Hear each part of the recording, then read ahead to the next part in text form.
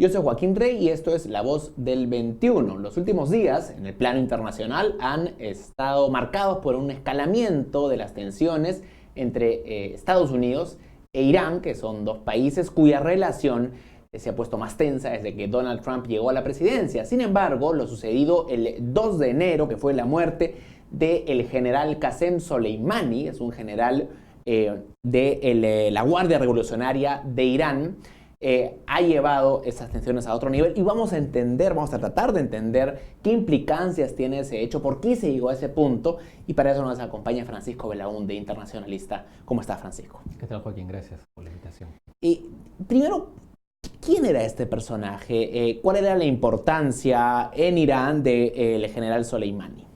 Bueno, primero hay que entender que en Irán hay dos ejércitos paralelos. Ajá. Hay un ejército que es el ejército nacional regular y un ejército más bien ideológico que es la Guardia Revolucionaria. Al cual pertenecía Soleimani. Exactamente. Y como parte esa Guardia Revolucionaria, como parte de esa guardia, hay una brigada de élite dedicada a las operaciones fuera, en el extranjero, que se llama Al-Quds.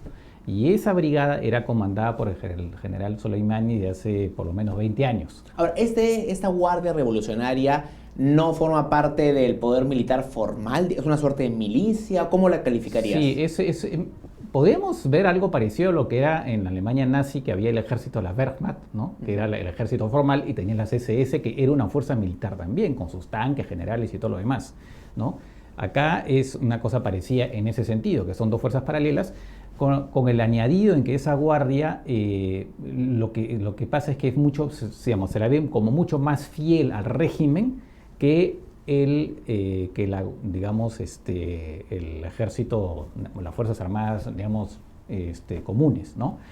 Además, tiene la particularidad esa Guardia Revolucionaria que tiene una injerencia en la economía muy grande. Una gran parte de la economía, el 50% de la economía de las empresas de Irán están en manos de la Guardia Revolucionaria. ¿Sí? ¿Sí? Es una cosa que se da, por ejemplo, no solamente en el caso de Irán se da con la Guardia Revolucionaria, pero en otros países es las Fuerzas Armadas regulares, por ejemplo en Egipto. En Egipto las Fuerzas Armadas son un poder económico, son un grupo, son un holding, tienen empresas. Muchas empresas son de las Fuerzas Armadas.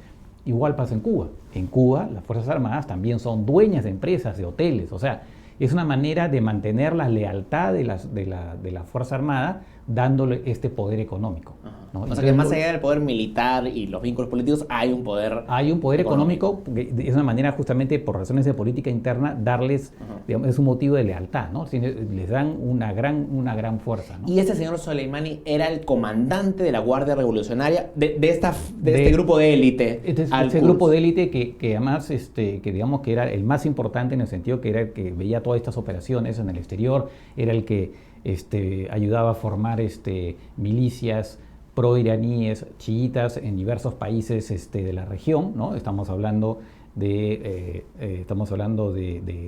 Siria, en Irak, el Hezbollah, que fue creado antes, pero que por supuesto ha sido potenciado aún más por Soleimani. Después también las relaciones con Hamas en la banda de Gaza, que no son chiitas, pero aliados objetivos contra Israel, y ahora son más bien el Yihad Islámico, que es otro grupo dentro de Gaza, que ahora responde un poco a las órdenes de Irán, también los hutíes en Yemen. Entonces es una brigada que se encargaba de todo este tipo de operaciones, y además tenía fuerzas de élite para hacer operaciones comando y todo lo demás. O sea, realmente muy poderoso, y respondían directamente no al presidente, sino al presidente de Irán, porque Irán es un régimen teocrático que tiene una dualidad, tiene un poder religioso que es el Ayatollah Jamenei, ¿no? Que es el líder de la revolución, y hay un presidente más que es elegido. La Guardia Revolucionaria responde directamente a Jamenei. Entonces es un poder dual, y muchas veces han habido conflictos dentro del régimen iraní, en particular el actual presidente Rouhani ha tenido muchos conflictos precisamente con Soleimani, porque ya que Soleimani le ocultaba información. No le reporta directamente a Soleimani. Y así es. Y entonces que tenían que las operaciones de la Guardia Revolucionaria y de Al-Quds costaban mucho dinero. Y en estos momentos Irán pues tiene un grave problema económico precisamente por las sanciones. Entonces es más, la población Recordemos que hace unas semanas también en Irán han habido protestas masivas por el problema económico y entre otras cosas justamente por el costo también de estas operaciones exteriores de Irán que le sirven al objetivo geopolítico del gobierno, pero que no le rinde, pero ¿qué cosa representa en términos de bienestar para la población? Nada. Ahora, ¿por qué sucede esto en este momento, en esta coyuntura? ¿Por qué ahora, el ataque y asesinato a este comandante en este contexto? ¿Qué podría haberlo motivado ahora? Bueno, el primero, el antecedente más inmediato es el retiro de Estados Unidos del acuerdo nuclear con Irán. Que se dio cuando Trump llegó al poder, ¿no? Poco tiempo después.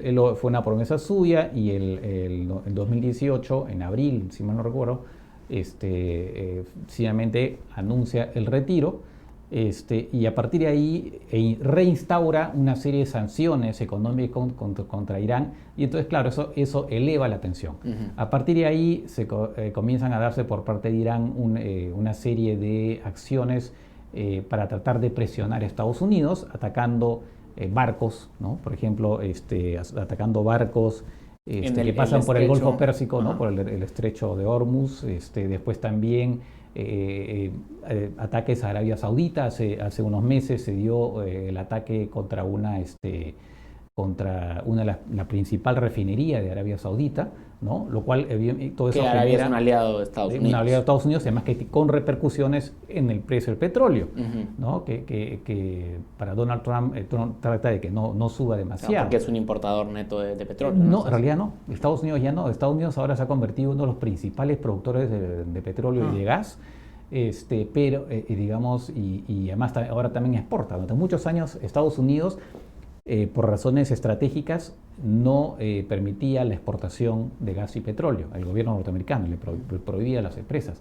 Ahora ya no. Hay tanta producción en Estados Unidos con este sistema de shale gas, ¿no? El sistema del fracking, ¿no? El gas de esquisto y también de petróleo, que al final Estados Unidos es una gran potencia. Pero lo que pasa es que para la economía, sabe Estados Unidos que la subida del petróleo afecta a las economías y por lo tanto afecta también a la economía norteamericana. Porque es un insumo de muchas industrias. Así es, exactamente. Entonces, igual de todas maneras, porque así como puede beneficiar las exportaciones norteamericanas, de todas maneras el precio en Estados Unidos del petróleo sube y las empresas efectivamente que lo tienen como insumo para su producción sufren.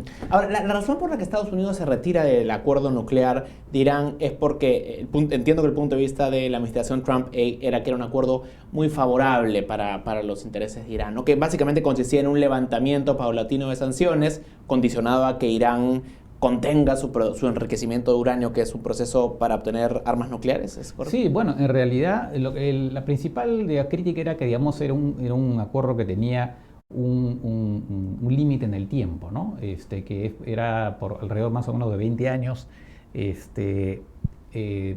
Durante ese lapso, Irán, al darse el acuerdo, lo que hace Irán es entregar todo el material que tenía de material nuclear, digamos, material nuclear que tenía como para producir una bomba atómica, la entrega a la comunidad internacional, ¿no? Entonces, y por otro lado, se obliga a no producir nuevo uranio enriquecido. O sea, él ya tenía un stock en realidad es uranio enriquecido, ¿no? El uranio, como se sabe, es un mineral que está en la naturaleza, que es radioactivo.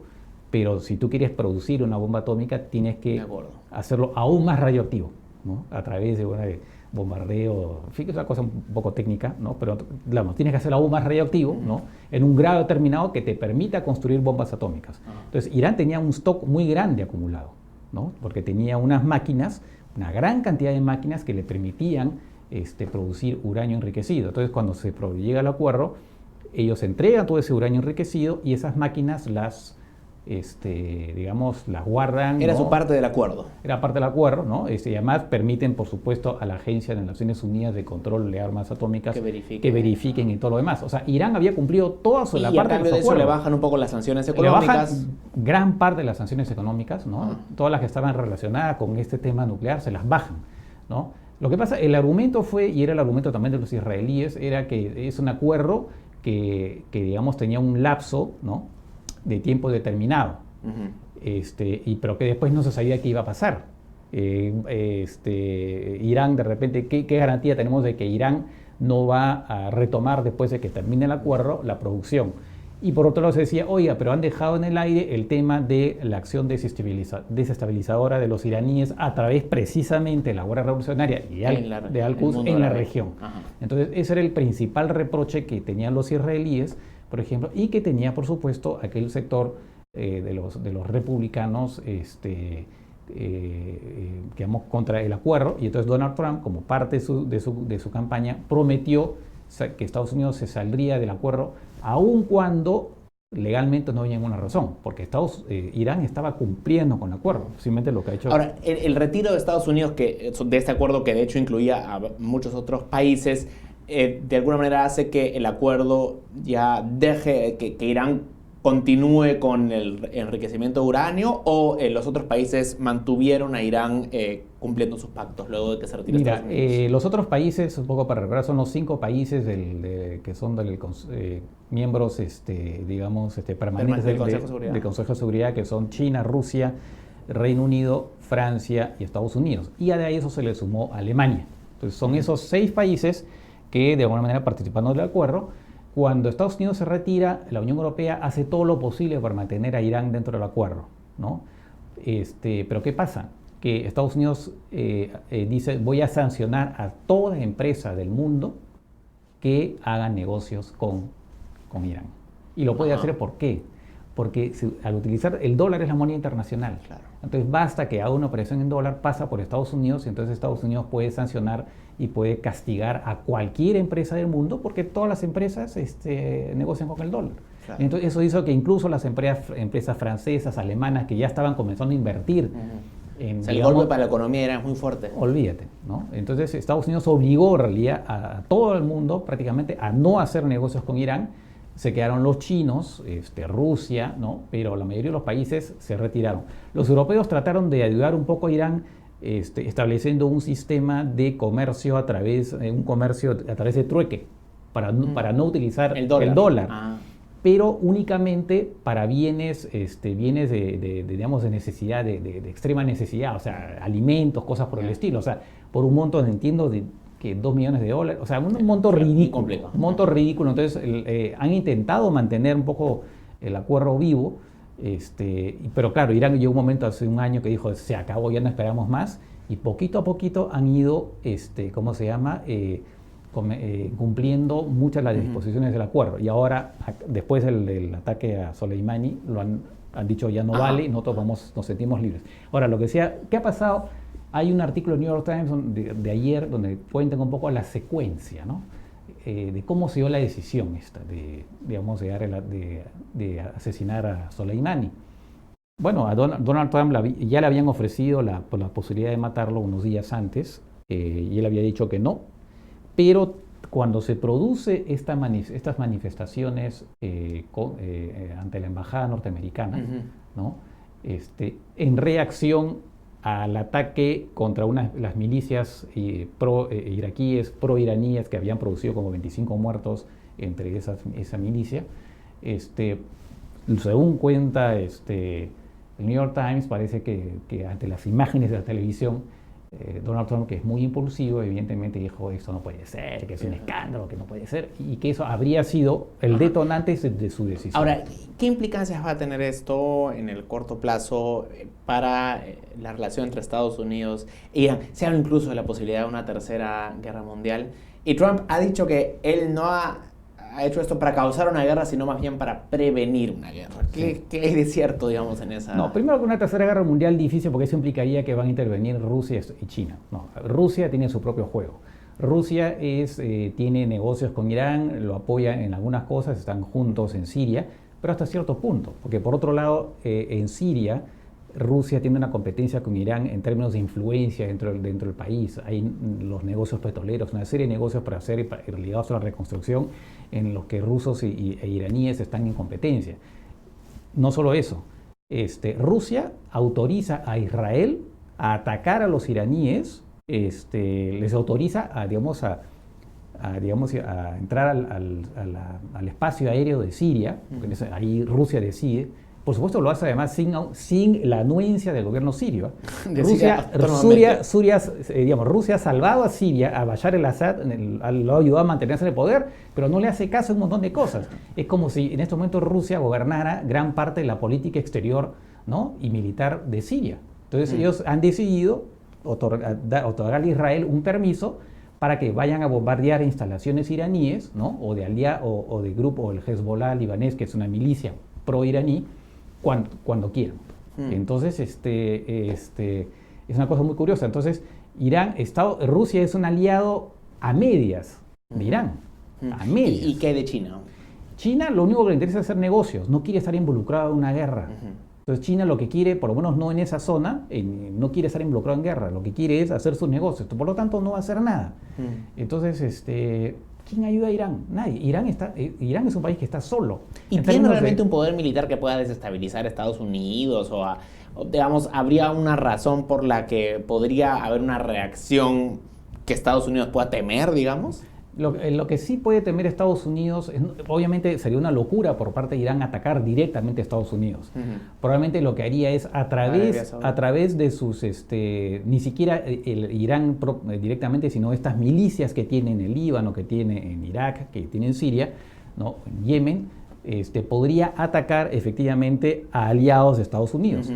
Arabia Saudita ya lo hizo, a Emiratos Árabes Unidos y a otros de la región. Entonces, ahí hay, digamos... Y además ellos tienen cierto control sobre el estrecho de Hormuz, donde sale buena parte del petróleo del mundo. Exactamente, ¿no? Entonces ahí también podrían generar, o sea, podría ser un ataque de ese tipo, o también a través de la guerra electrónica, ¿no?, lo que se llama la guerra cibernética, ¿no?, afectar empresas norteamericanas, afectar el comercio mundial, aunque lo que no se sabe es hasta qué punto Irán tiene, obviamente se sabe que tiene cierta capacidad, ¿no?, de la guerra cibernética, pero no se sabe que tenga hasta qué punto tiene una capacidad como para realmente ser disruptivo y generar un perjuicio muy grande para la economía mundial. Ahora, ¿cómo entender esto en el contexto interno de Estados Unidos, que está ya entrando a un proceso electoral, ¿no? Las primarias van a empezar dentro de poco y luego tenemos elecciones generales en noviembre, y hay quienes sospechan que esto es una movida de Trump para de alguna manera fortalecer su posición interna, ¿no?, buscando un enemigo externo, que es una técnica que por lo general da réditos políticos al interior, ¿no? ¿Podría haber sido esta una motivación? Mira, es posible, hay mucha especulación al respecto, es posible. Ahora, por otro lado, también es verdad que Donald Trump sabe que los norteamericanos no quieren que Estados Unidos esté involucrado en una nueva guerra. Entonces es un juego, digamos, un poco arriesgado, ¿no? Es un juego un poco arriesgado, en el sentido que, ¿qué pasa si es que efectivamente esto desencadena un conflicto de proporciones, aún, por supuesto, que ni siquiera una tercera guerra mundial, pero en la región Estados Unidos se ve obligado, digamos, a combatir.